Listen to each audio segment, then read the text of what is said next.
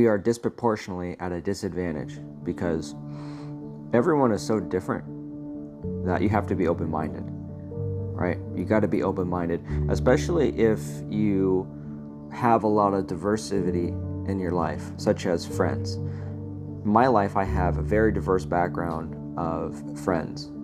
Now that goes from ethnicity, that goes from nationality, it goes from stature, height, and physicalities, short, stout, tall, lengthy. I have friends that are like 6'9". One of my friends actually played for UCLA, and he is extremely tall. He's a professional, well, not anymore, but he was not a professional, because you have to be in the NBA to be a professional basketball player, but he played for UCLA, which is not professional. You don't get paid, I don't think. But yeah, I got friends all over the world too. Different countries with different rules, different climates, different upbringings, and within different cultures there are subcultures.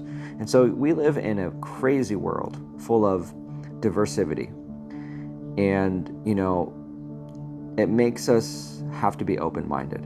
That's why in America there's things such as racism, there's things such as bigotry, and there's even things such as genderism and being chauvinistic or dismissive of other people and their sexual preferences or what they identify as.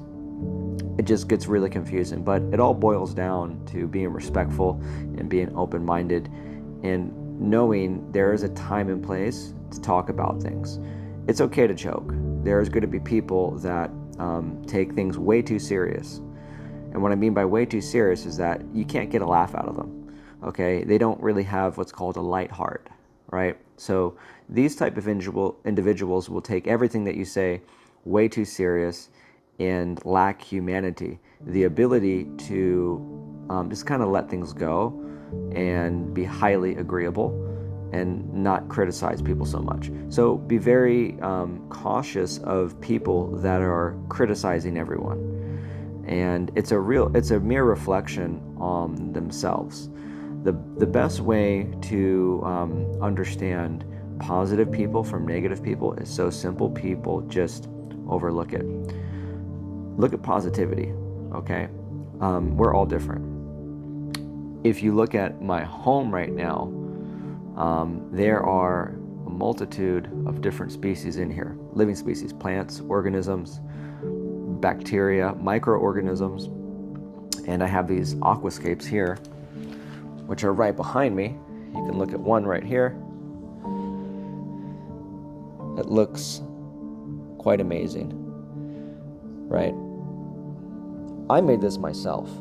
So as you can see, 1, 2, 3, 4, 5, 6, 7, 8, 9, 10, 11. It goes on and on, the amount of different plants I have in here, as well as the fish. There's one here, there's one there, there's one there. There's some at the bottom. And all of these fish don't get along, right? Just like all of us humans don't get along. But they're living in a tank, so they have to get along. So I carefully picked them, and I created this eco structure for them to live peacefully.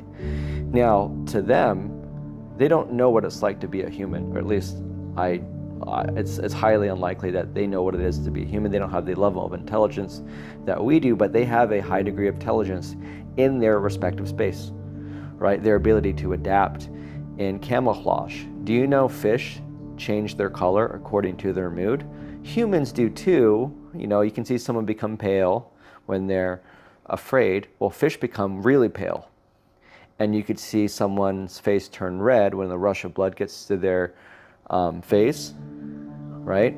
It's because their adrenaline kicks in and they're either embarrassed or in shock, or angry or upset. Well, that's kind of a reaction too. So we are aliens. The aliens are here, right?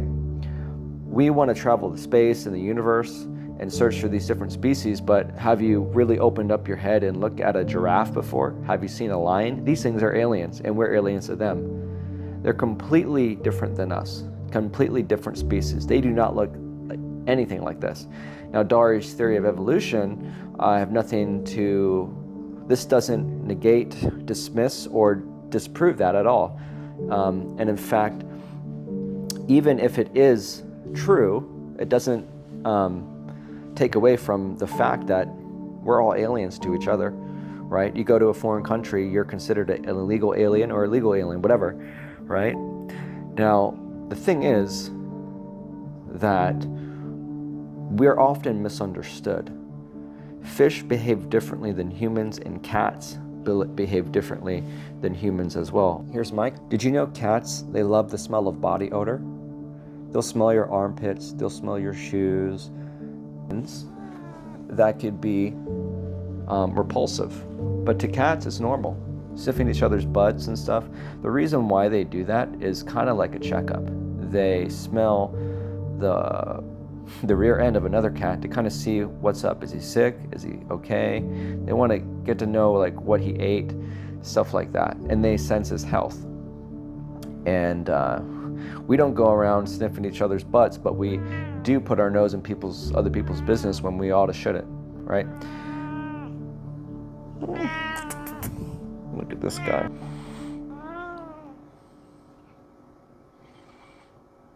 He's so adorable. But this cat has behaviors not human-like, but they are human-like, but not a lot. There are cat behaviors that we don't have, like the one that I just gave you, smelling people's odors and stuff like that. It's kind of strange to do that. But in the cat world, it's normal, okay? We don't lick our bodies to clean ourselves, we take a bath. Cats lick themselves. They want their scent all over their body. It's kind of like their mojo, okay? So every time you give a cat a bath, you're taking away its mojo. And, you know, we're kind of the same, but it's more metaphysical. We want to put our own ideas all over our mind. So we're metaphorically licking our minds, putting our scent, putting our vibe on our thoughts and our swag and our energy and our aura. And just like a cat licks its body to have its mojo and know its scent and feels good in its own body, we're doing the same things with our verbiage, with the things that we watch, and just the words that we say, and our own thoughts. Our thoughts talk to us in our head. So, and then we use words to communicate those thoughts. So it's important to really understand that. And again, this is kind of like a rant, but it's more or less an observation that I've seen. And the main message from this is basically patience. With patience, you can observe. I don't like to use the word empathy. I'm not against empathy, but I often see that word is so misused, and the people that use empathy are clearly not empathetic, if you've noticed that. So I want to use a better word. It's called patience, because with patience, it doesn't have to do with emotion in the sense that you are tainted on one side or the other, or making a judgment call based upon your emotional subconscious disposition. It's more or less you're being patient with both. You're just withholding from any judgment, and you're just observing. So it's like a meditation. So I think that is what it's important about being a human, is being patient. Being patient and how you observe things. Because there's so many things that we misunderstand and we do not understand, and so many things that we could be 100% wrong about. How many times have you been wrong about someone or somebody or something? Come on now. Now, if you nodded in your head and said, yeah, oh yeah, I've been wrong plenty of times, then you're a human. But if you're like, oh, I haven't been wrong, or you just don't want to talk about it, then you got something wrong with you. We've all been wrong, okay? So it's best to be patient, okay? And don't always criticize people. Don't be cynical, okay? Notice certain people, they're always looking at the negative. They're always trying to figure out, oh, is someone really trying to scam me or rip me off? They're living in a state of fear. It's good to be aware with knowledge, but there comes to a point where people really can't understand their friends from their enemies, and that's a big problem. That's a big problem with business and life. okay?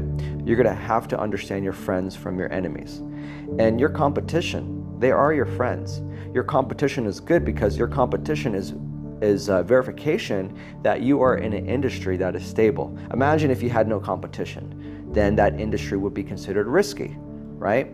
Like crypto, it's considered a volatile market and a risky investment because it's new. There's not a lot of competition in crypto. There really isn't. If you look at, let's say, my industry, credit repair, there's a lot of competition. And that's good because it means it is an industry and it's here to stay.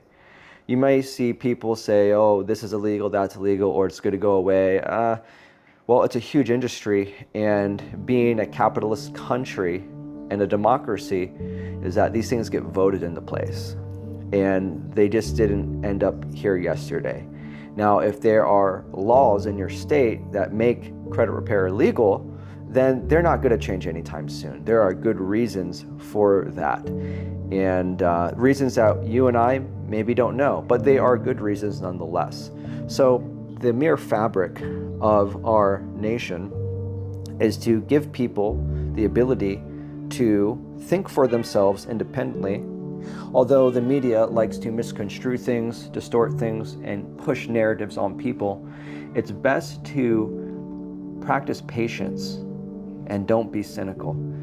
Like I said, this is not me telling you to be naive. I'm not telling anyone to be naive. However, you're going to have to be positive and put your best foot forward and give people a chance before you cast judgment on them. Because what makes you bad is not you calling someone else bad.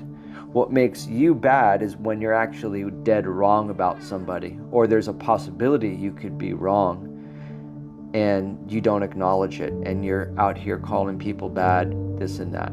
That's the real problem, okay? Now, if a person thinks that they're not wrong and they cannot be wrong, there's no chance that they could possibly be wrong, then you're definitely not being fair to anyone. And that's not a healthy way to look at life, okay?